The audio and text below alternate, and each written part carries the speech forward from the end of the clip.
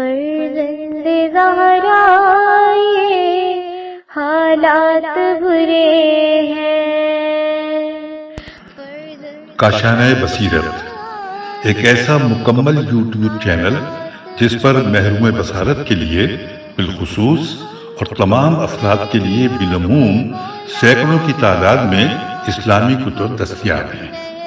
لہذا گزارش ہے کہ آپ اپنی ذمہ داری نبھاتے ہوئے کاشانۂ بصیرت کو سبسکرائب کرنے کے ساتھ ساتھ بیل آئیکن کو پریس کیجیے تاکہ آپ علم کے حصول کے ساتھ ساتھ مذہب اہل بیت کی اشاعت میں بھی اہم کردار ادا کرتے رہیں۔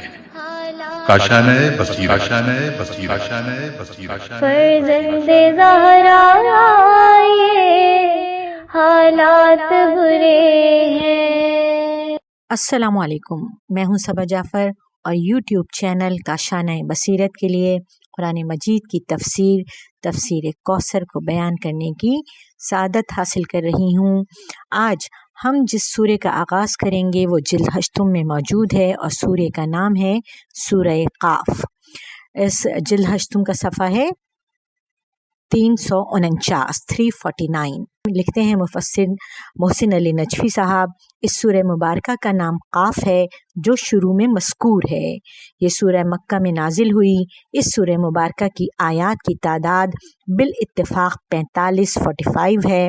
اس سورہ مبارکہ کی فضیلت میں حضرت امام باقر علیہ السلام سے روایت ہے کہ آپ نے ارشاد فرمایا، جو شخص اپنی فرائض اور نوافل نمازوں میں سورہ قاف پڑھتا رہے گا، اللہ تعالیٰ اس کی روزی میں وسعت اور نامہ اعمال سیدھے ہاتھ میں دے گا اور اس سے ہلکا حساب لیا جائے گا۔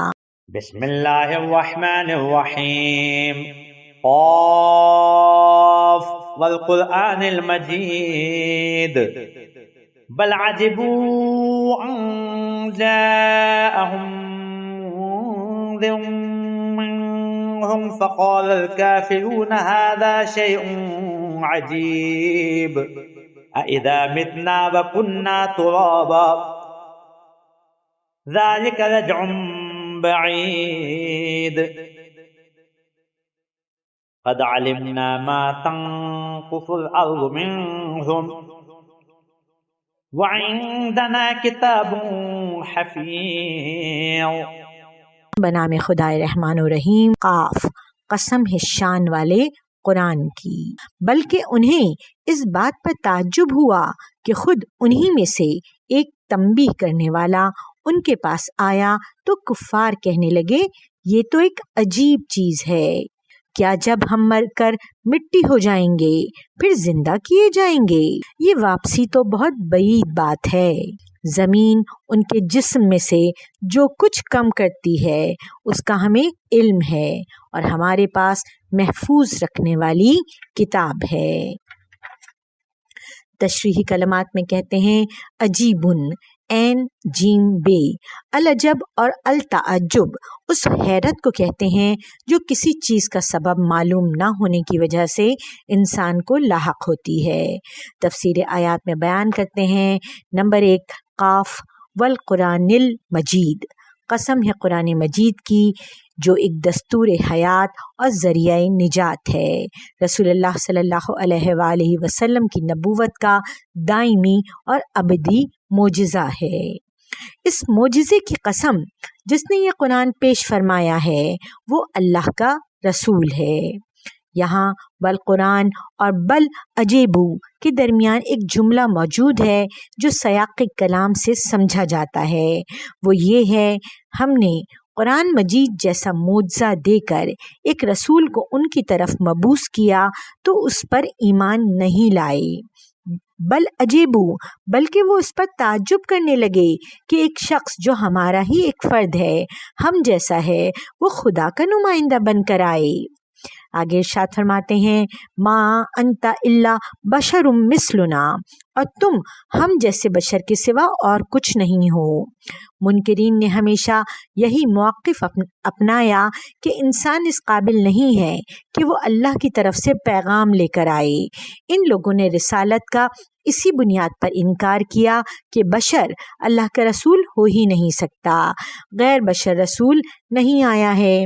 نمبر 3، فقال الکافرون ھذا شیء عجیب، کافروں نے ایک تو انسانوں میں سے ایک رسول کے مبعوث ہونے کو قابل تعجب قرار دیا، دوسرا اس بات پر تعجب کا اظہار کیا کہ جب ہم مر جائیں گے اور خاک ہو جائیں گے پھر ہم دوبارہ اٹھائے جائیں گے، یہ عقل و فہم سے دور کی بات ہے۔ نمبر 4، قد علمنا ما تنقص الارض، اللہ کے علم میں ہے کہ زمین انسانی جسم کھاتی اور خاک کے ذرات میں بدل دیتی ہے، پھر وہ قیامت تک زمین کے اطراف میں دور دور تک پھیل جاتے ہیں۔ اللہ کے علم میں ہے کہ اس جسم کا کون سا ذرہ کس جگہ ہے، اس کے جسم کے ذرات کرۂ ارض کی محدودیت میں ہیں، اگر پوری کائنات میں پھیل جاتے تو بھی اس کے ذرات اللہ کی اس کتاب سے پوشیدہ نہیں رہ سکتے جس میں ہر چیز محفوظ ہے۔ وہ ان تمام ذرات کو اس طرح جمع کرے گا جس طرح اس نے دنیا کے اطراف سے ذرات جمع کر کے انسان کو پیدا کیا ہے، کسی ملک سے گندم، کسی دریا سے پانی، کسی باغ سے پھل، کسی کھیت سے سبزی لا کر آپ کے دسترخوان پر جمع کی، آپ کو کھلائی، پھر اس سے ایک بوند تیار کی جس سے انسان کی تخلیق عمل میں آ گئی۔ کما بدانا اول خلق نعیدہ، جس طرح ہم نے خلقت کی ابتدا کی تھی اسے ہم پھر دہرائیں گے۔ کما بداکم تعودون، جس نے تمہیں ابتدا میں پیدا کیا ہے اسی طرح پیدا ہو جاؤ گے۔ نمبر 5،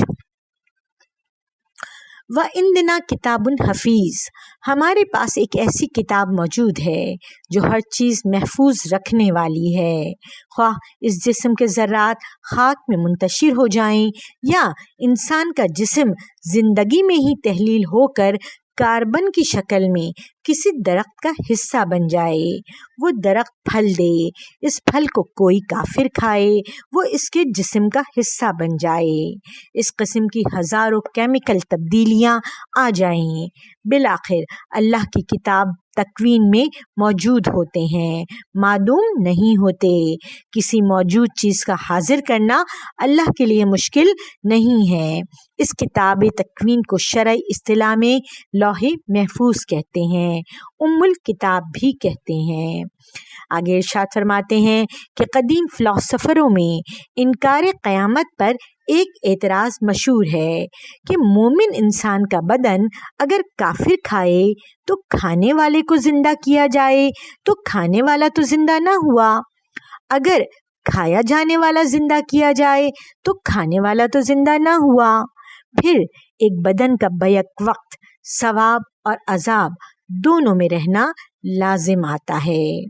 آج یہ سوال اس طرح پیش ہو سکتا ہے کہ انسان کا پورا جسم زندگی میں ہر 6 سال بعد تحلیل ہو جاتا ہے، ڈیزالو ہو جاتا ہے اور کاربن کی شکل میں درختوں اور سبزیوں کا حصہ بن جاتا ہے، درخت سے نکلنے والا پھل یا سبزی کافر کھا لیتا ہے، پھر کافر کا جسم بھی ہمیشہ تحلیل ہوتا رہتا ہے۔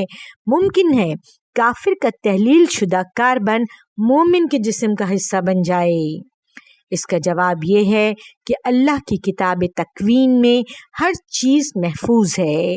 انسان کے جس جسم سے جرم سرزد ہوا ہے وہ اس وقت کس شکل میں کہاں ہے، یہ ہر بات اللہ کی کتاب تکوین میں موجود ہے۔ احادیث میں ہے کہ انسان کا جسم بوسیدہ ہو جاتا ہے سوائے اس تینت کے، توئیں یہ نون تے، تینت کے جس سے انسان پہلی مرتبہ خلق ہوا ہے۔ چنانچہ امام جعفر صادق علیہ السلام سے میت کے بارے میں پوچھا گیا کہ کیا اس کا جسم بوسیدہ ہو جاتا ہے؟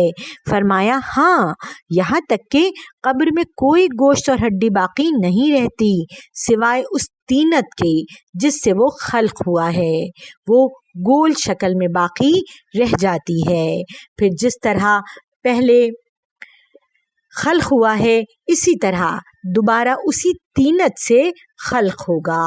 اسی مضمون کے قریب لفظوں میں احادیث صحیح بخاری کتاب تفسیر القرآن اور صحیح مسلم کتاب الفتن الف لام فے تے نون میں لفظ تینت کی جگہ عجب الذنب کے نام سے مذکور ہے۔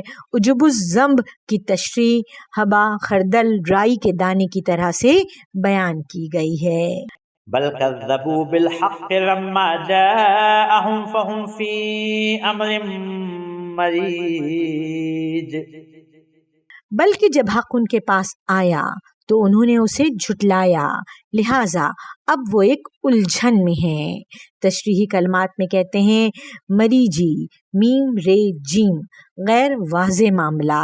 تفسیر آیات میں بیان کرتے ہیں بل کذبوا بالحق، ان کافروں نے رسول اللہ صلی اللہ علیہ وآلہ وسلم کے مبعوث ہونے پر تعجب کے اظہار پر اکتفا نہیں کیا، بلکہ حق ان کے پاس آنے اور واضح ہونے کے باوجود اس حق کی تکذیب کی، یعنی اس حق کو جھٹلایا۔ تکذیب چونکہ کسی دلیل کی بنیاد پر نہیں تھی، لہٰذا تکذیب کے بعد اس کی توجیہ میں یہ لوگ الجھن کا شکار ہو گئے۔ کبھی رسول اللہ صلی اللہ علیہ وآلہ وسلم کو شاعر کہا، کبھی ساحر کہا، کبھی رسول اللہ صلی اللہ علیہ وآلہ وسلم کو شاعر کہا تو کبھی ساحر کہا اور کبھی مجنون۔ افلم ينظروا الى السماء فوقهم كيف بنيناها وزيناها وما لها من فروج، کیا ان لوگوں نے اپنے اوپر آسمان کی طرف نہیں دیکھا کہ ہم نے اسے کس طرح بنایا اور مزین کیا اور اس میں کوئی شگاف بھی نہیں ہے۔ تفسیر آیات میں بیان کرتے ہیں نمبر 1 افلم ینظروا الی السماء، ایادہ حیات کو ناممکن قرار دینے والے ہماری تخلیقی کرشمہ سازیوں کا مشاہدہ نہیں کرتے؟ اپنے سروں کے اوپر آسمان کی عظمت کا منظر دیکھ کر اللہ تعالیٰ کی بے پایاں قدرت کا اندازہ کرتے کہ اس ذات کے لیے ایادہ حیات کس قدر آسان مسئلہ ہے۔ نمبر 2 وما لہا من فروجن، اس آسمان میں کسی قسم کا شگاف موجود نہیں ہے۔ شگاف یعنی سوراخ۔ اس کی تخلیق میں اور تنظیم میں کوئی نقص ہے اور نہ ہی اس میں موجود آفات کا زمین کی طرف آنے کا کوئی راستہ ہے۔ تفسیر میں بیان کرتے ہیں کہ کرۂ ارض ایک حفاظتی ڈھال میں محفوظ ہے۔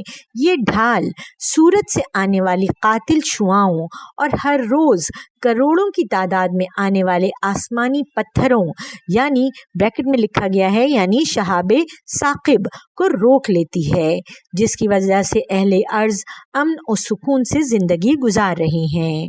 لہٰذا آسمان میں کوئی رخنہ ایسا نہیں ہے جہاں سے آفتیں بلا روک ٹوک زمین کی طرف آ سکیں۔ البتہ قیامت کے وقت شگاف آ جائے گا، جیسا کہ فرمایا وَإِذَا السَّمَاءُ فُرِجَتْ، اور جب آسمان میں شگاف ڈال دیا جائے گا۔ انسان کے اپنی کرتوتوں کی وجہ سے اوزون میں رخنا پڑ جاتا ہے تو یہ خود اس ظالم انسان کی اپنی شامت اعمال ہے۔ آگے بیان کرتے ہیں لا خلق السماوات والارض اکبر من خلق السماوات، پھر سے پڑھتی ہوں لا خلق السماوات والارض اکبر من خلق الناس ولکن اکثر الناس لا یعلمون، آسمانوں اور زمین کا پیدا کرنا انسان کے خلق کرنے سے زیادہ بڑا کام ہے، لیکن اکثر لوگ نہیں جانتے۔ اہم نکات میں کہتے ہیں کہ خالق حیات کے لیے ایادہ حیات زیادہ آسان ہے۔ والأرض مددناها وألقينا فيها رواسي وأنبتنا فيها من كل زوج بهيج تبصرة وذكرى لكل عبد منيب، ہم نے اس زمین کو پھیلایا اور اس میں ہم نے پہاڑ ڈال دیے اور اس میں ہر قسم کے خوشنما جوڑے ہم نے اگائے تاکہ اللہ کی طرف رجوع کرنے والے ہر بندے کے لیے بینائی و نصیحت کا ذریعہ بن جائے۔ تشریحی کلمات میں کہتے ہیں بہیجن، بے تو چشمی ہے جیم، خوش نمائی، فرحت و سرور کا ظہور۔ تفسیر آیات میں بیان کرتے ہیں نمبر 1، والارض مددناہا، ہم نے زمین کو پھیلایا، وسعت دی۔ یہ زمین کسی وقت سیال آتش کی شکل میں ایک آتش کدا تھا، اسے سرد کیا، پہاڑوں کے ذریعے اسے ڈولنے سے محفوظ کیا اور خشکی کو اس حد تک پھیلایا کہ اس کی پشت پر انسان کو بسایا جا سکے۔ نمبر 2، وَأَنبَتْنَا فِيهَا مِن كُلِّ زَوْجٍ بَهِيجٍ، اور زمین میں ہر قسم کے خوشنما جوڑے اگائے۔ عالم نباتات پر حاکم نظام زوجیت کا ذکر سورہ یاسین کی آیت نمبر 36 میں ہو چکا ہے۔ بہیج، روئے زمین پر موجود رنگ برنگ کے پھول، خوبصورت و خوش ذائقہ میوے اللہ تعالیٰ کی خلاقیت کی واضح دلیل ہیں، اور حیات و اعادہ حیات کے بے شمار نمونے اس میں موجود ہیں۔ نمبر 3، تبصرتوں و ذکرہ، ان مظاہر قدرت میں بصیرت اور نصیحت کے مؤثر ترین دروس موجود ہیں، غافل دل افراد کے لیے نہیں بلکہ عبد منیب، غفلت اور خواہش پرستی کے پردے چاک کر کے اللہ کی طرف رجوع کرنے والوں کے لیے ہیں۔ اہم نکات میں بیان کرتے ہیں زمین میں اعادہ حیات کے بے شمار دلائل موجود ہیں جنہیں اللہ سے بصیرت حاصل کرنے والے ہی سمجھ سکتے ہیں۔ وَنَزَّلْنَا مِنَ السَّمَاءِ مَاءً مُبَارَكًا فَأَنبَتْنَا بِهِ جَنَّاتٍ وَحَبَّ الْحَصِيدِ وَالنَّخْلَ بَاسِقَاتٍ لَهَا طَلْعٌ نَضِيدٌ رِزْقًا لِلْعِبَادِ وَأَحْيَيْنَا بِهِ بَلْدَةً مَيْتًا كَذَلِكَ الْخُرُوجُ، اور ہم نے آسمان سے بابرکت پانی نازل کیا جس سے ہم نے باغات اور کاٹے جانے والے دانے اگائے اور کھجور کے بلند و بالا درخت پیدا کیے جنہیں تہ بتہ خوشے لگے ہوتے ہیں۔ یہ بندوں کی روزی کے لیے ہے، اور ہم نے اسی سے مردہ زمین کو زندہ کیا، مردوں کا قبروں سے نکلنا بھی اسی طرح ہوگا۔ تشریحی کلمات میں کہتے ہیں الحسید ہے سواد دال، المحسد والمحساد کے معنی کھیتی کاٹنے کے ہیں۔ باسقاتن بے سین قاف، لمبی لمبی کھجوریں، الباسق کے معنی بلندی میں لمبا چلا جانے والا ہے۔ تلعن توئیں لام عین، کھجور کے خوشے۔ نزیدن نون زواد دال، تہ بتہ اوپر نیچے رکنے کے معنوں میں ہے۔ تفسیر آیات میں بیان کرتے ہیں نمبر 1، وَنَزَّلْنَا مِنَ السَّمَاءِ مَاءً مُبَارَكًا، پانی ہی کی برکت سے زمین میں زندگی کی چہل پہل شادابی ہے، اور اللہ تعالیٰ کے جمال و کمال کے مظاہر روئے زمین پر پانی کی بدولت نظر آتے ہیں۔ نمبر 2، فَأَنبَتْنَا بِهِ جَنَّاتٍ، پانی کی برکت کے ذریعے اللہ تعالیٰ نے باغات کو آباد فرمایا جس سے مختلف خاصیتوں اور ذائقوں پر مشتمل پھل پیدا ہوتے ہیں۔ نمبر 3، وَحَبَّ الْحَصِيدِ، اور وہ دانے بھی پیدا ہوتے ہیں جن پر انسانی معیشت کا دار و مدار ہے۔ نمبر 4، وَالنَّخْلَ بَاسِقَاتٍ، بلند و بالا کھجور کے درخت بھی اگائے جن پر یکے بالائے دیگر خوشے لگے ہوئے ہوتے ہیں۔ باغات میں سے خصوصی طور پر کھجور کا ذکر بتاتا ہے کہ کھجور ایک خاص نعمت ہے جسے انسانی صحت کے تقاضے پورے کرنے میں باقی تمام پھلوں پر فوقیت حاصل ہے، اور اس درخت کو بلند رکھنے میں بھی حکمت پوشیدہ ہے۔ خوشوں کے تہ بتہ ہونے کی وجہ سے ایک جگہ سے وافر پھل حاصل کیا جاتا ہے۔ نمبر 5، رزق للعباد، بندگان کے رزق و معیشت کی خاطر یہ مختلف اور متعدد چیزیں فراہم کی گئی ہیں۔ قابل توجہ بات یہ ہے کہ اگر اللہ تعالیٰ کو انسان کو روئے زمین پر صرف زندہ رکھنا منظور ہوتا تو اس کے لیے مثلاً گندم کا دانہ کافی تھا، لیکن مختلف لذتوں، ذائقوں، خاصیتوں اور رنگوں کے میوہ جات اور دانے پیدا فرمانے سے اللہ تعالیٰ کی صنعیت کے آثار واضح ہونے کے ساتھ ساتھ اس انسان پر اس کے کرم اور مہر و محبت کا اندازہ ہوتا ہے۔ نمبر 6، وَأَحْيَيْنَا بِهِ بلدتم میتن، اس پانی کے ذریعے مردہ زمین پہ جنبش آ جاتی ہے اور اعادہ حیات کا بھرپور مظاہرہ ہوتا ہے۔ نمبر 7، کذالک الخروج، مردہ انسانوں کا زمین سے نکلنا اسی طرح ہوگا جس طرح تم آئے دن اعادہ حیات کا منظر اپنی آنکھوں سے دیکھتے رہتے ہو کہ سالہ سال سے خشک سالی سے 2-4 بنجر علاقوں پر جب پانی پڑتا ہے تو بہت سی مردہ اور بے جان زمینیں سرسبز ہو جاتی ہیں۔ جہاں دور دور تک زندگی کے آثار نظر نہیں آتے تھے وہاں حیات آفرین پانی سے ہر طرف نباتاتی حیات کی رونق نظر آتی ہے۔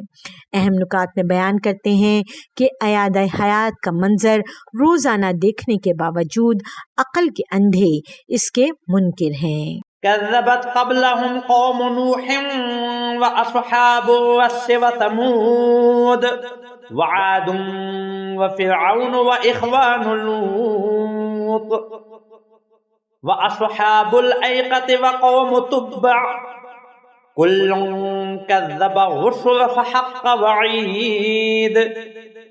اور اس سے پہلے نوح کی قوم اور اصحاب الرس اور سمود نے تکذیب کی ہے، اور عاد اور فرعون اور برادران لوط نے بھی، اور ایکا والے اور تبا کی قوم نے بھی، سب نے رسولوں کو جھٹلایا تو میرا عذاب ان پر لازم ہو گیا۔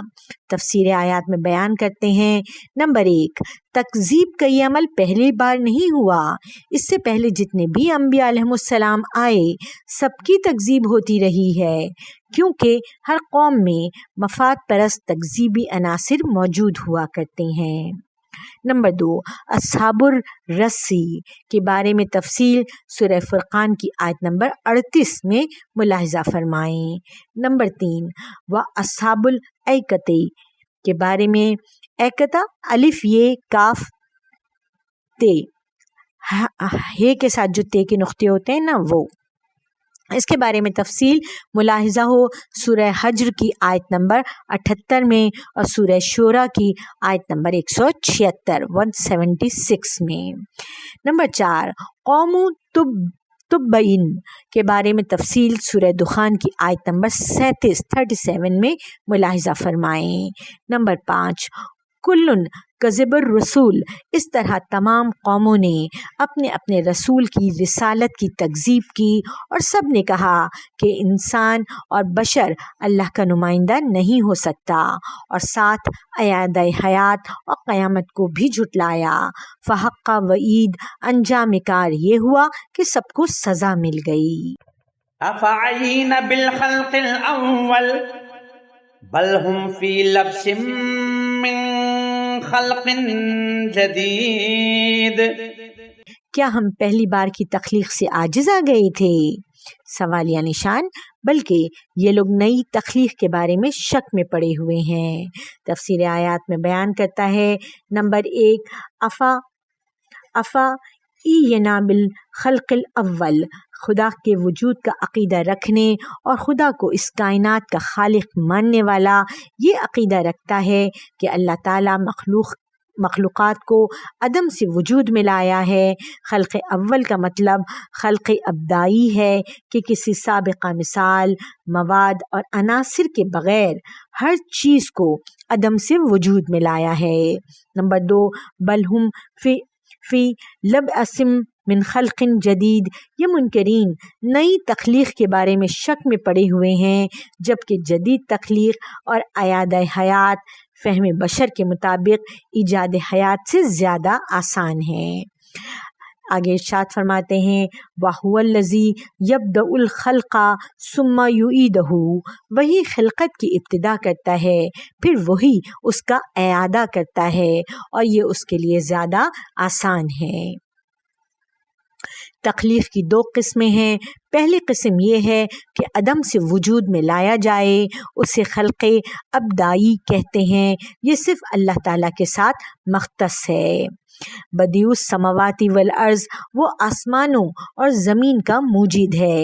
دوسری قسم کسی شے سے بنانے کو بھی تخلیق کہتے ہیں، جیسے خلق الانسان من نطفۃ، اس نے انسان کو بوند سے پیدا کیا۔ لہٰذا بعض قرآن پر قلم اٹھانے والوں کا یہ کہنا اشتباہ ہے کہ خلق جدید کہنے سے معلوم ہوتا ہے کہ عدم سے خلق کرے گا۔ خلق اول کی طرح خلق جدید بھی عدم سے ہے۔ آگے کہتے ہیں جبکہ قرآن مجید نے خلق جدید کو اعادہ تخلیق بھی کہا ہے، ثم یعیدہ وہو اہون علیہ، پھر وہی اس کا اعادہ کرتا ہے اور یہ اس کے لیے زیادہ آسان ہے۔ البتہ اس خلق جدید کے بعد فنا نہیں ہے اور نظام بھی جدید ہوگا جو عالم دنیا سے مختلف ہوگا۔ اہم نکات میں بیان کرتے ہیں کہ جو ذات اپنی قدرت کاملہ سے یہ عظیم کائنات عدم سے وجود میں لائی ہے، وہ اسے توڑ کر دوبارہ خلق جدید میں بنا سکتی ہے۔ وَلَقَدْ خَلَقْنَا الْإِنسَانَ وَنَعْلَمُ مَا تُوَسْوِسُ بِهِ نَفْسُهُ وَنَحْنُ أَقْرَبُ إِلَيْهِ مِنْ حَبْلِ الْوَرِيدِ، اور باتحقیق انسان کو ہم نے پیدا کیا ہے اور ہم ان وسوسوں کو جانتے ہیں جو اس کے نفس کے اندر اٹھتے ہیں کہ ہم رگی گردن سے بھی زیادہ اس کے قریب ہیں۔ تفسیر آیات میں بیان کرتے ہیں نمبر 1 وَلَقَدْ خَلَقْنَا الْإِنسَانَ، اللہ تعالیٰ نے انسان خلق فرمانے کے بعد اسے اپنی حالت پر نہیں چھوڑا، بلکہ اس کی خلقت اور بقا دونوں اللہ تعالیٰ پر موقوف ہیں، لہٰذا ایسا ہو نہیں سکتا کہ اس کی بقا اور وجود کی کسی بات پر اللہ تعالیٰ کو براہ راست آگاہی نہ ہو، لہٰذا یہ انسان جو دل میں خطور کرتا ہے اللہ اس سے آگاہ ہے۔ نمبر 2 وَنَحْنُ أَقْرَبُ إِلَيْهِ مِنْ حَبْلِ الْوَرِيدِ، اللہ رگِ گردن سے زیادہ انسان کے قریب ہے، جس رگ سے انسان کی حیات کی بقا مربوط ہے، کیونکہ اسی سے جسم میں خون کی گردش ہوتی اور حیات کو استمرار ملتا ہے جو انسان کے اپنے وجود کے برابر ہے۔ یعنی اللہ تعالیٰ انسان سے خود اس کے اپنے وجود سے زیادہ قریب ہے۔ یہ عام لوگوں کے لیے ایک تشبیہ ہے، ورنہ اللہ تعالیٰ ہم سے کتنا قریب ہے وصف و بیان میں نہیں آ سکتا۔ اہم نکات میں ارشاد فرماتے ہیں کہ اللہ خود ہمارے وجود سے زیادہ ہم سے نزدیک ہے۔ اذ يتلقى المتلقيان عن اليمين وعن الشمال قعيد ما يلفظ من قول إلا لديه رقيب عتيد، انہیں وہ وقت یاد دلا دیں جس وقت اعمال کو وصول کرنے والے 2 فرشتے اس کے دائیں اور بائیں طرف بیٹھے وصول کرتے رہتے ہیں۔ انسان کوئی بات زبان سے نہیں نکالتا مگر یہ کہ اس کے پاس ایک نگران تیار ہوتا ہے۔ تشریحی کلمات میں فرماتے ہیں عتیدن یعنی آمادہ تیار ہو جاؤ۔ تفسیر آیات میں بیان کرتے ہیں نمبر 1 اس یا تلقی المتلقین، انسان کی دائیں اور بائیں جانب 2 فرشتے موکل ہیں کہ انسانی اعمال وصول کر کے انہیں حفظ کر رہے ہوں گے۔ تفسیر جوامع الجامع میں حدیث نبوی منقول ہے جس میں فرمایا کہ حسنات لکھنے والا فرشتہ دائیں جانب اور گناہوں کا لکھنے والا فرشتہ بائیں جانب ہوتا ہے۔ دائیں جانب کا فرشتہ بائیں جانب کے فرشتے پر امیر ہے۔ جب انسان نیکی بجا لاتا ہے تو دائیں والا فرشتہ 10 گنا لکھ دیتا ہے، جب انسان گناہ کرتا ہے تو دائیں کا فرشتہ بائیں جانب کے فرشتے کو منع کرتا ہے کہ 7 گھنٹے تک اس کے گناہ کو نہ لکھو، شاید یہ تسبیح پڑھ لے یا استغفار کر لے۔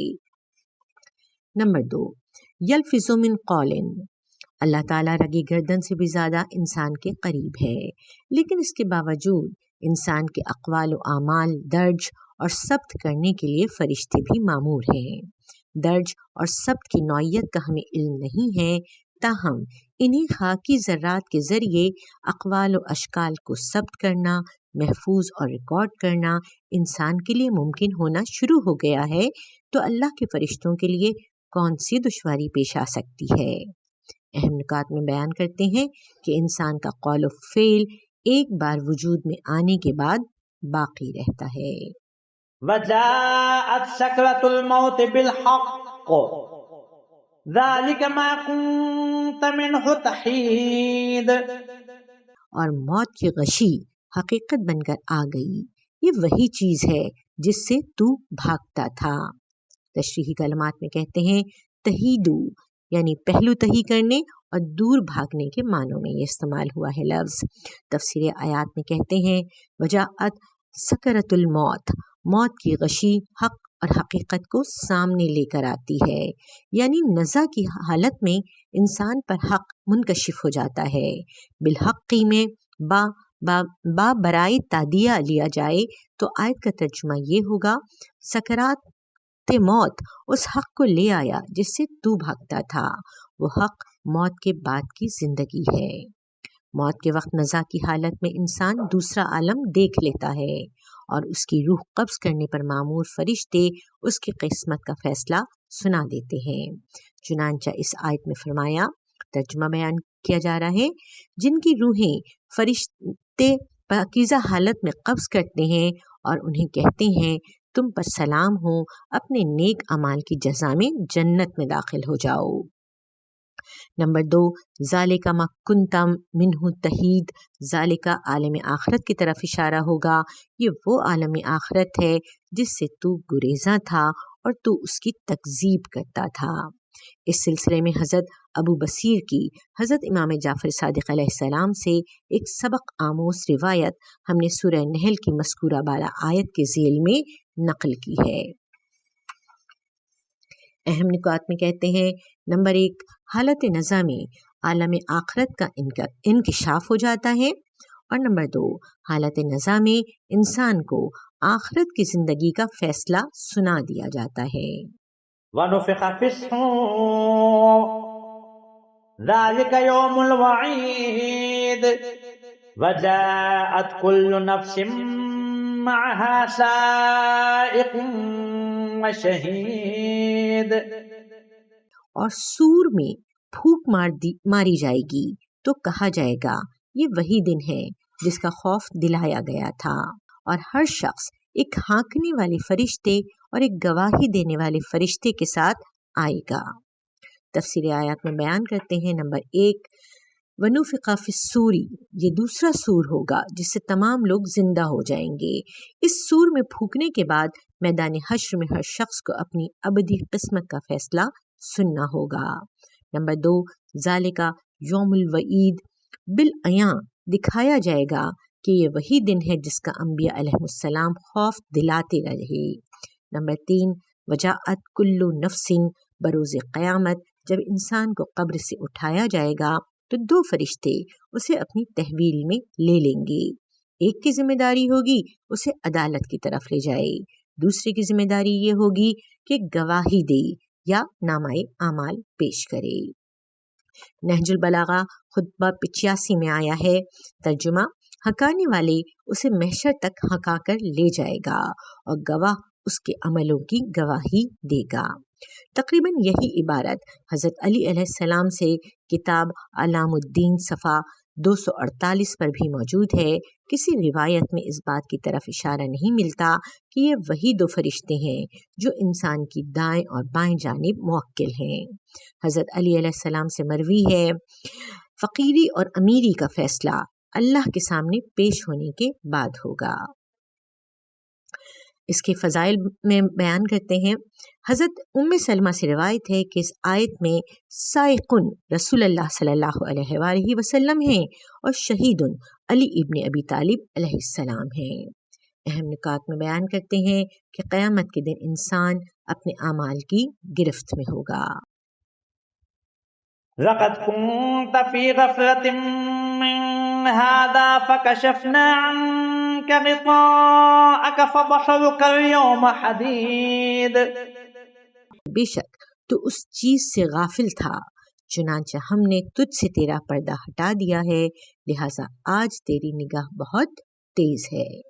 تفسیر آیات میں بیان کرتے ہیں، نمبر 1، لقد کنت فی غفلۃ من ھذا، تجھ میں دنیا میں سب کچھ دیکھنے کی صلاحیت تھی، مگر خواہشات و مفادات اور آرزوؤں کے تہ در تہ پردوں نے تجھے اندھیرے میں رکھا تھا۔